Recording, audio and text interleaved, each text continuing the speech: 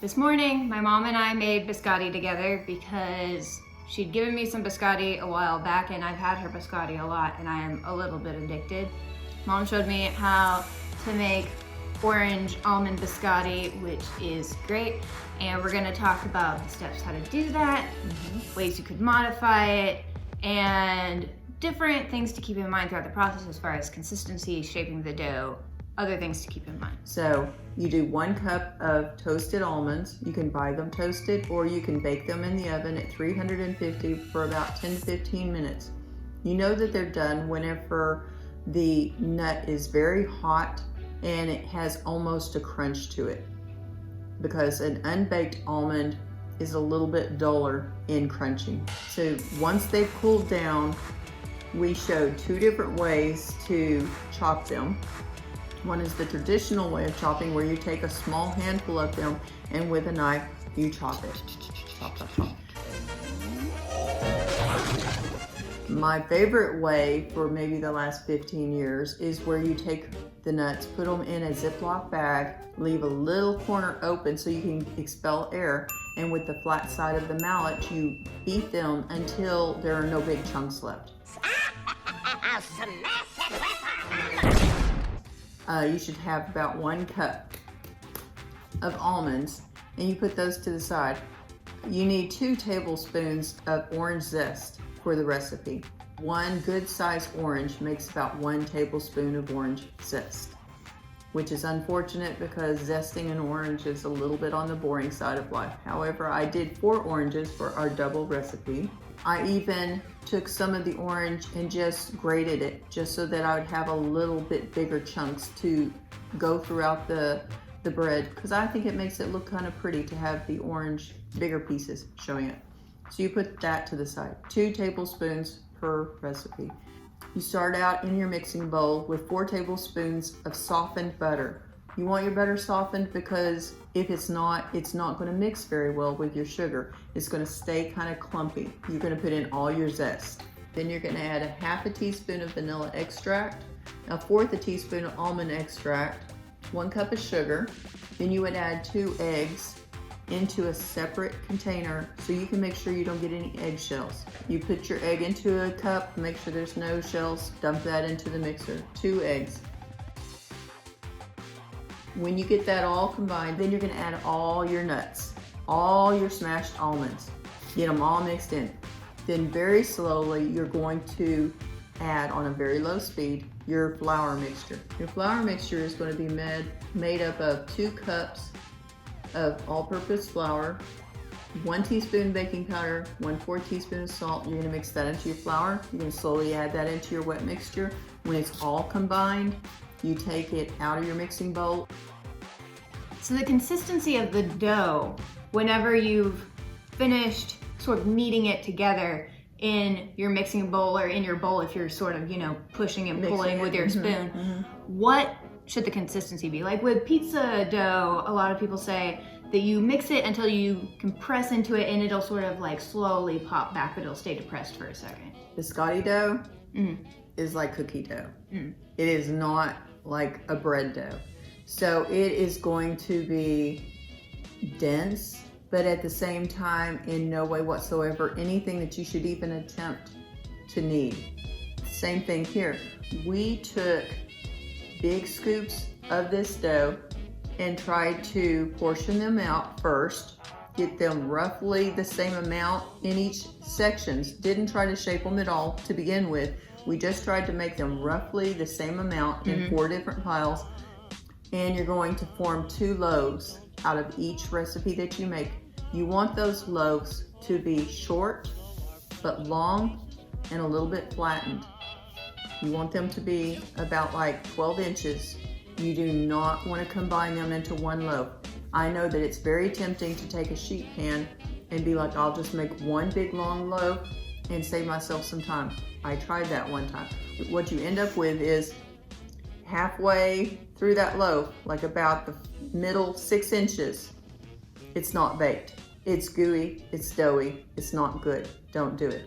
Keep it at 2 short loaves, and the corners are either rounded or you can make them kind of on a diagonal because you're going to cut it on a diagonal.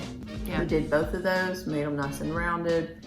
Then put water on my hands so that I could press them and make sure they were shaped. And they were on parchment paper too. We put our biscotti on parchment paper so whenever we took them out of the oven, they would not be stuck to the pan and we wouldn't tear them, because you can peel paper from the back of something a lot easier than you can dislodge it from being stuck to metal without tearing it up. And you pressed the ends to make them flatter, since we were gonna cut diagonally, so that we didn't Right. end up with like teeny tiny little heels and stuff, right? Right. But we still kind of ended up with teeny little pieces that we decided were imperfect enough that we could snack on and go ahead and eat and put an end to their misery.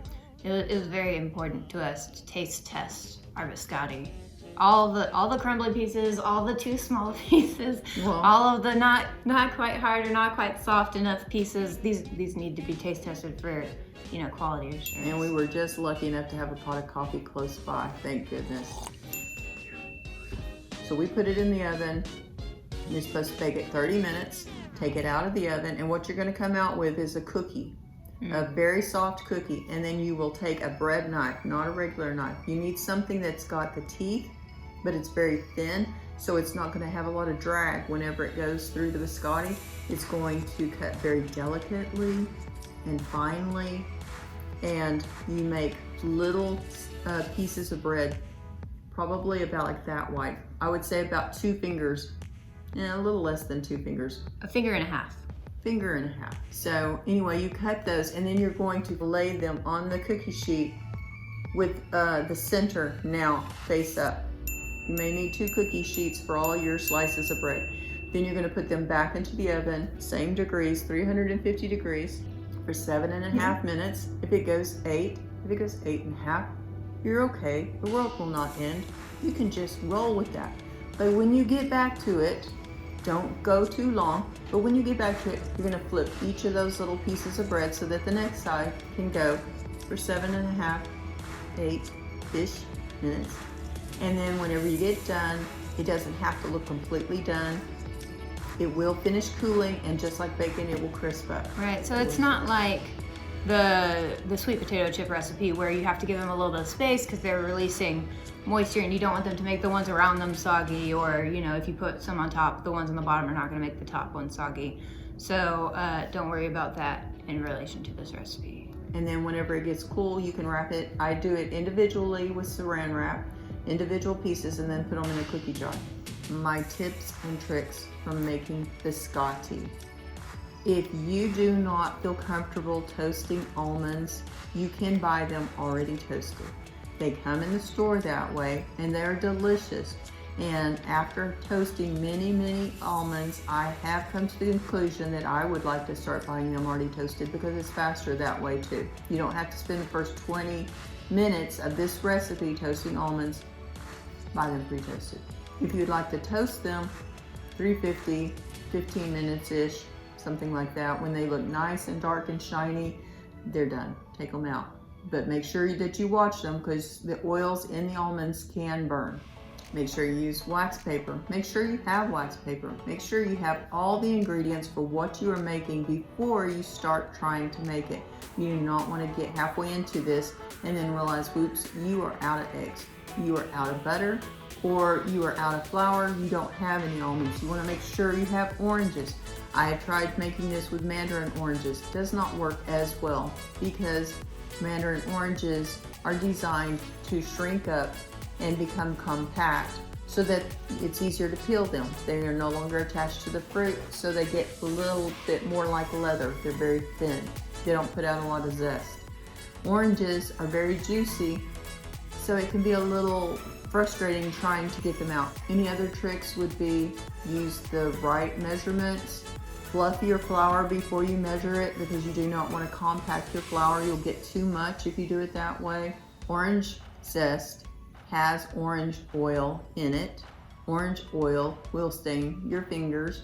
Eventually they'll come back to the right color, but they will stain your fingers, they will stain your counter, they will stain your sink, they will stain whatever you put them on because it is an oil. So I do it on parchment paper so that I can then use a spatula and scrape it into the bowl and try to get absolutely as much of it as I possibly can. Yeah, so put parchment paper underneath your grater and your orange whenever you're grating and getting your orange zest. And like with the beets in the borscht video that I did, there are a couple things you can do to keep it from getting on and staining your hands, like putting a Ziploc over your hand, wearing plastic gloves, different tricks like that, just to prevent that contact with your skin. Don't try to guess how long you need to cook it for. Go with the guide that the recipe is giving you, because the first time you make it, you may look at it and say, it looks like it needs longer. But then after it cools down, It's cooked then a bit maybe more. you say, maybe I cooked it a little too long. Maybe if I'd taken it out a little earlier, Sorry. it wouldn't be burnt. But I mean, other than that, you know, It was once. it was just both batches. But yeah, it was just. Well, we cooked them both at the same time, so of course it was both batches. I'm just saying. But cooking is all about experience, so definitely do it the recommended way first, and then based on how it turns out, if you want it to be crunchy or less crunchy, adjust it down in small increments, maybe with smaller batches, maybe do like half batches, and adjust from there until you figure out what you like, and then go to doing double batches and regular size batches. I think that when you take a basic biscotti recipe, you can start playing with different flavors. Instead of putting the orange in it, you could leave it just vanilla. Maybe you could add pumpkin spice. Maybe you could add cinnamon or diced dates or raisins and almonds. Maybe walnuts. Maybe you could add chocolate chips and marshmallows. It makes me hungry. Right. And I mean, you're taking a basic cookie recipe and you're just adding different flavors and different twists and stuff. I don't know, you could even add some chocolate baking powder to the thing and make it into a chocolate biscotti. Right, just add like some cocoa powder. Let us know how your experiments turn out. We're very interested to find out. If you have any questions, go ahead and also put those in the comments below. And I'll be checking those comments. If Mom is not with me, I will message Mom with any questions that I don't know the answer to, since she's a little bit more of an expert on biscotti than I am.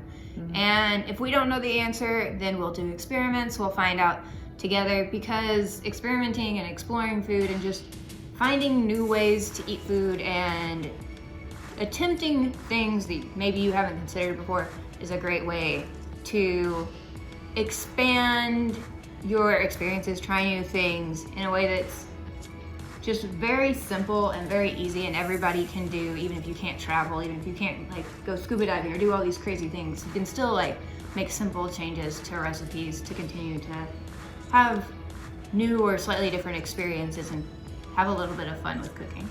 And of course, as we mentioned before, it can be a great stress reliever. You take that hammer and you take those nuts and you just... Hammer time! Oh, when I get on the floor.